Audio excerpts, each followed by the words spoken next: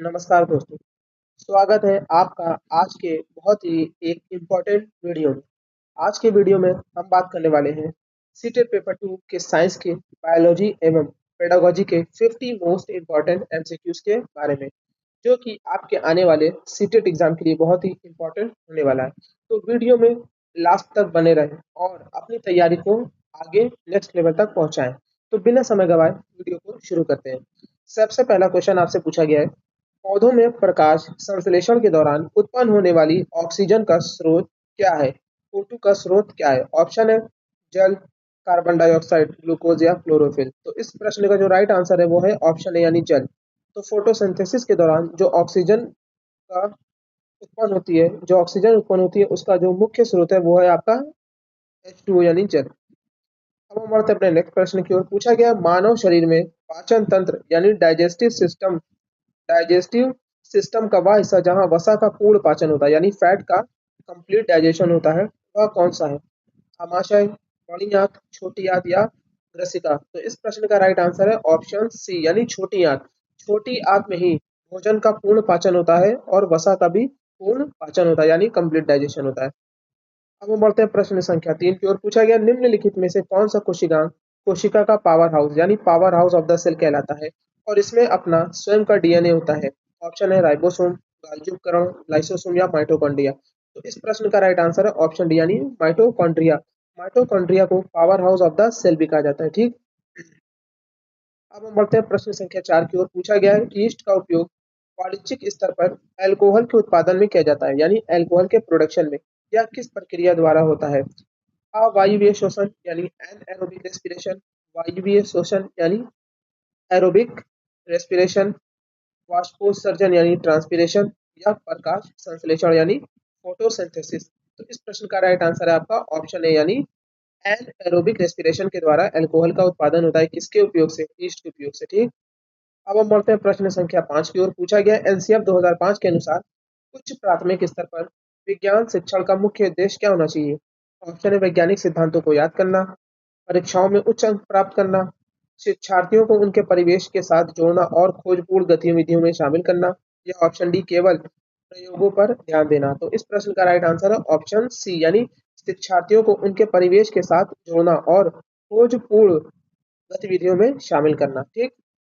अब हम बढ़ते हैं अपने नेक्स्ट प्रश्न प्रश्न संख्या 6 की ओर। पूछा गया, एक विज्ञान शिक्षिका छात्रों को पत्तियों के विभिन्न प्रकारों को पहचानने के लिए कहती है, यह किस गतिविधि प्रक्रिया कौशल को विकसित करती है? परिकल्पना, अवलोकन, मापन या प्रयोग। तो इस प्रश्न का राइट आंसर है ऑप्शन बी यानी अवलोकन, ऑब्जर्वेशन को। ठीक है, ऑब्जर्वेशन को पत्तियों के विभिन्न प्रकार को पहचानने के लिए कहती है। ये क्या है? ऑब्जर्वेशन। इसमें बच्चे क्या करेंगे? चाइल्ड होंगे वो क्या करेंगे? ऑब्जर्वेशन करेंगे। ठीक।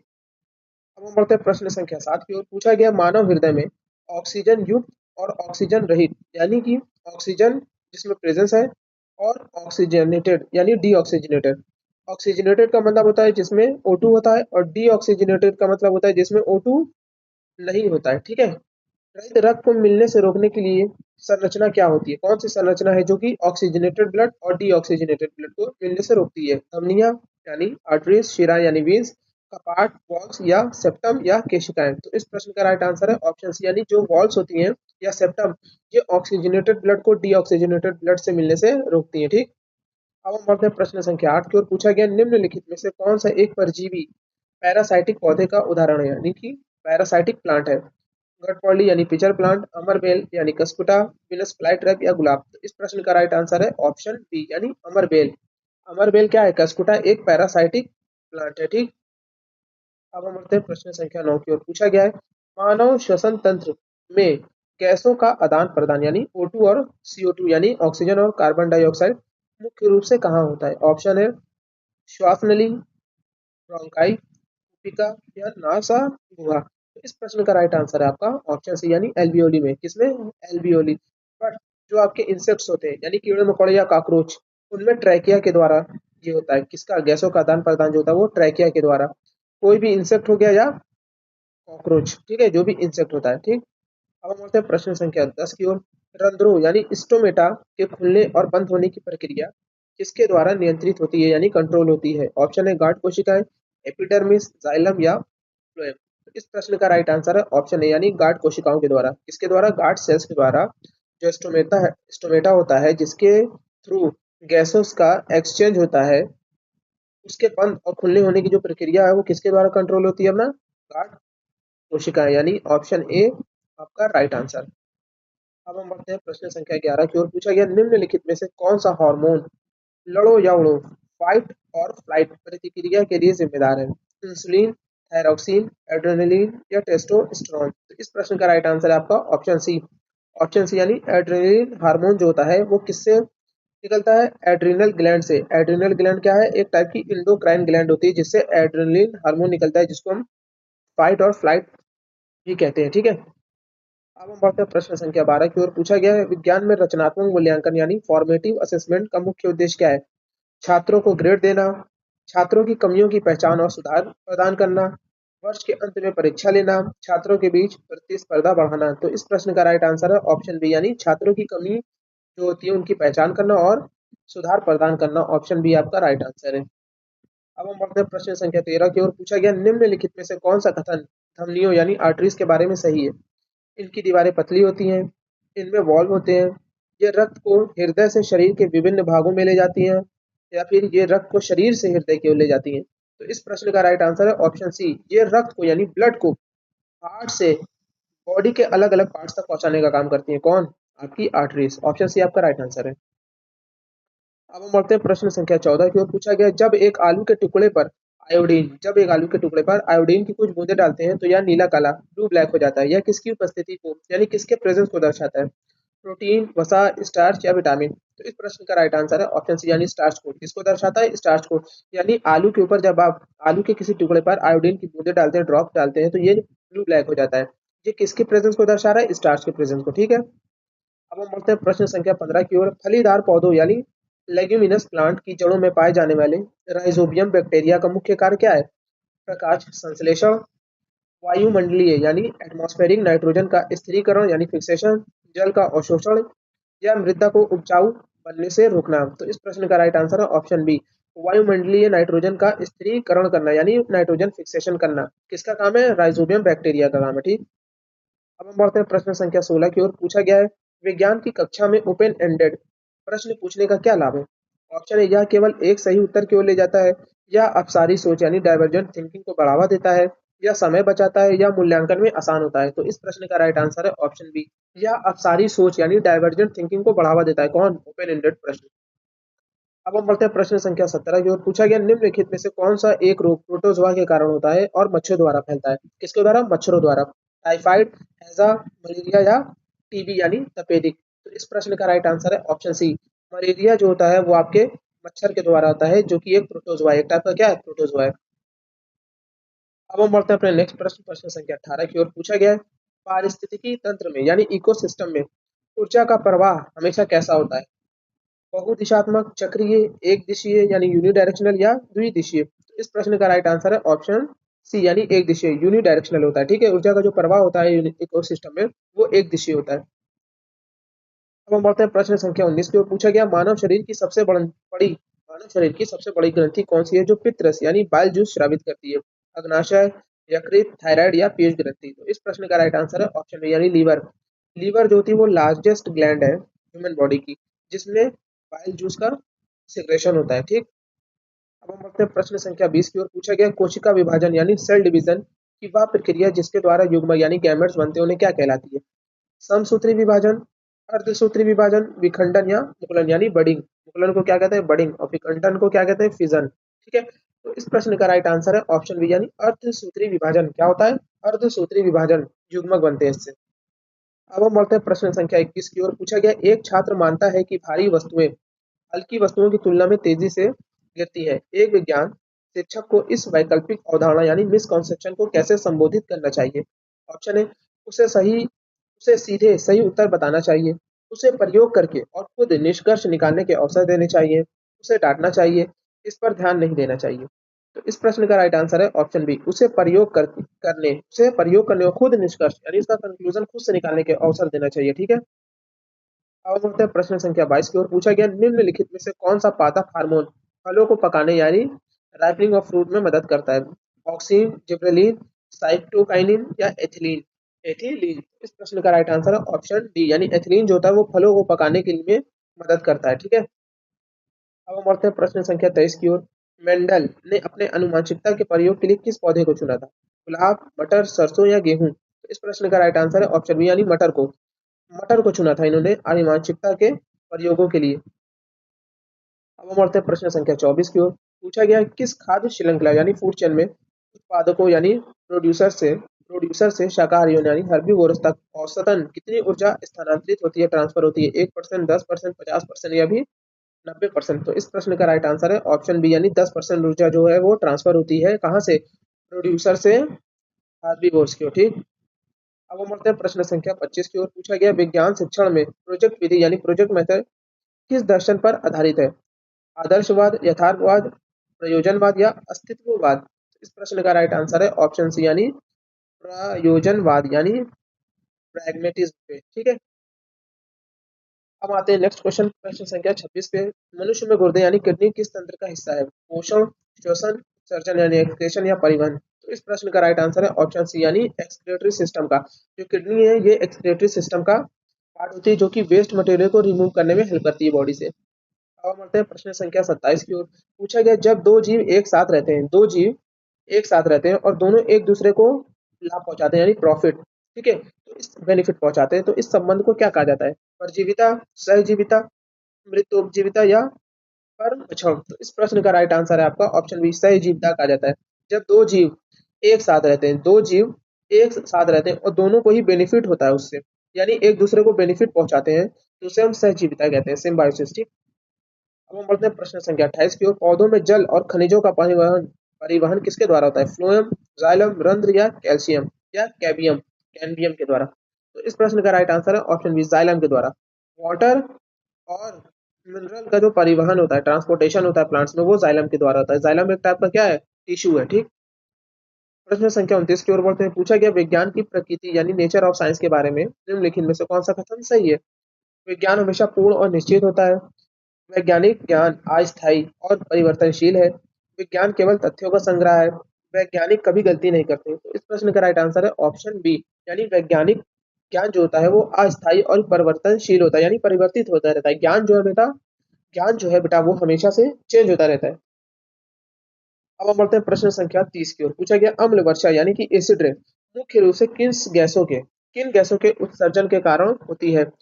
CO2 और CO, SO2 यानी sulphur dioxide, nitrogen dioxide, CFC यानी क्लोरोफ्लोरोकार्बन या मीथेन? तो इस प्रश्न का राइट आंसर है ऑप्शन बी, SO2 यानी सल्फर डाइऑक्साइड प्लस NO2 यानी नाइट्रोजन डाइऑक्साइड के उत्सर्जन के कारण अम्ल वर्षा होती है। क्या होती है? अम्ल वर्षा। अब हम बढ़ते हैं प्रश्न संख्या 31 की ओर। लाल रक्त कोशिकाओं यानी आरबीसी का मुख्य कार्य क्या है? संक्रमण से लड़ना, संक्रमण से लड़ना, रक्त का धक्का जमाना, ऑक्सीजन का परिवहन करना यानी ट्रांसपोर्ट ऑफ ऑक्सीजन, या हार्मोन का स्राव यानी सेक्रेशन करना? तो इस प्रश्न का राइट आंसर है ऑप्शन सी। क्या है? ऑप्शन सी, यानी ऑक्सीजन का परिवहन कौन करता है? आरबीसी यानी रेड ब्लड सेल्स। आरबीसी का मतलब रेड ब्लड सेल्स। अब हम बढ़ते हैं प्रश्न संख्या 32 की ओर। निम्नलिखित में से किसे सुसाइड बैग के रूप में जाना जाता है? माइटोकॉन्ड्रिया, लाइसोसोम, राइबोसोम या केंद्रक? इस प्रश्न का राइट आंसर है ऑप्शन बी, लाइसोसोम। लाइसोसोम को सुसाइड बैग भी कहा जाता है। ठीक, अब देखते हैं प्रश्न संख्या 33। उच्च प्राथमिक स्तर पर विज्ञान के पाठ्यक्रम में संज्ञानात्मक वैधता का क्या अर्थ है, यानी कॉग्निटिव वैलिडिटी का? सामग्री की सटीकता, सामग्री बच्चों की आयु और समझ के स्तर के अनुरूप होनी चाहिए, पाठ्यक्रम में ऐतिहासिक जानकारी, परीक्षा उन्मुख होना? इस प्रश्न का राइट आंसर है ऑप्शन बी, यानी सामग्री जो होनी चाहिए वो बच्चों की आयु और समझ के स्तर के यानी उनके लेवल के अनुरूप होना चाहिए। ठीक है, अब हम देखते हैं प्रश्न संख्या 34। बीजों में अंकुरण के लिए किन तीन परिस्थितियों की आवश्यकता होती है? मिट्टी, उर्वरक, प्रकाश, ऑक्सीजन, नमी यानी पानी, उचित तापमान, कार्बन डाइऑक्साइड, मिट्टी और प्रकाश, या फिर नाइट्रोजन, हवा और प्रकाश? तो इस प्रश्न का राइट आंसर है ऑप्शन बी, ऑक्सीजन होना चाहिए, नमी यानी कि ह्यूमिडिटी हो, और टेम्परेचर, तब जाके जो बीजों में होगा वो जर्मिनेशन होगा। क्या होगा? जर्मिनेशन के लिए ऑक्सीजन, ह्यूमिडिटी और टेम्परेचर का होना एक साथ जरूरी होता है। अब देखते हैं प्रश्न संख्या 35। पोलियो और चिकन पॉक्स जैसी बीमारियां किसके कारण होती है? बैक्टीरिया यानी जीवाणु, विषाणु, वायरस, कवक यानी फंगी, या प्रोटोजोआ? तो इस प्रश्न का राइट आंसर है आपका ऑप्शन बी, यानी विषाणु के द्वारा। पोलियो और चिकन पॉक्स जो होता है वो विषाणु के द्वारा होता है, यानी वायरस के द्वारा। अब हम बढ़ते हैं प्रश्न संख्या 36 की ओर। पूछा गया विज्ञान में जो संकल्पना संकल्पना मानचित्र यानी कॉन्सेप्ट मैप होता है का उपयोग मुख्य रूप से विकसित किस लिए किया जाता है, किस लिए विकसित किया जाता है? केवल सजावट के लिए, पूर्व ज्ञान को नए ज्ञान से जोड़ने और अवधारणाओं के बीच संबंध दर्शाने के लिए, याद करने की क्षमता का परीक्षण करने के लिए, कक्षा का समय बिताने के लिए। इस प्रश्न का राइट आंसर है ऑप्शन बी यानी पूर्व ज्ञान को नए ज्ञान से जोड़ने और अवधारणाओं के बीच संबंध दर्शाने के लिए हम कॉन्सेप्ट मैप का उपयोग करते हैं। अब हम देखते हैं प्रश्न संख्या 37। पूछा गया मनुष्य की लार यानी सलाइवा में कौन सा एंजाइम पाया जाता है जो स्टार्च को शर्करा यानी ग्लूकोज में तोड़ता है? पेप्सिन, ट्रिप्सिन, इमाइलेज या लाइपेज? तो इस प्रश्न का राइट आंसर है ऑप्शन सी यानी इमाइलेज जो होता है वो स्टार्च को ब्रेक कर देता है कार्बोहाइड्रेट, इसमें कार्बोहाइड्रेट। अब देखते हैं प्रश्न संख्या 38। कौन सा विटामिन कैल्शियम के अवशोषण और हड्डियों की मजबूती के लिए आवश्यक होता है यानी बोन्स की स्ट्रांगनेस के लिए? Vitamin A, vitamin B, vitamin C या विटामिन डी? तो इस प्रश्न का राइट आंसर है आपका ऑप्शन डी यानी विटामिन डी जो होता है वो कैल्शियम के अवशोषण और हड्डियों की मजबूती के लिए आवश्यक होता है। अब हम बढ़ते हैं प्रश्न संख्या 39 की ओर। रेशम के कीट यानी सिल्क वॉर्म अपने जीवन चक्र के किस चरण में रेशम के फाइबर का उत्पादन करते हैं? अंडा, लार्वा यानी कैटरपिलर, प्यूपा या वयस्क कीट? इस प्रश्न का राइट आंसर है ऑप्शन बी यानी कैटरपिलर, कैटरपिलर। ठीक है।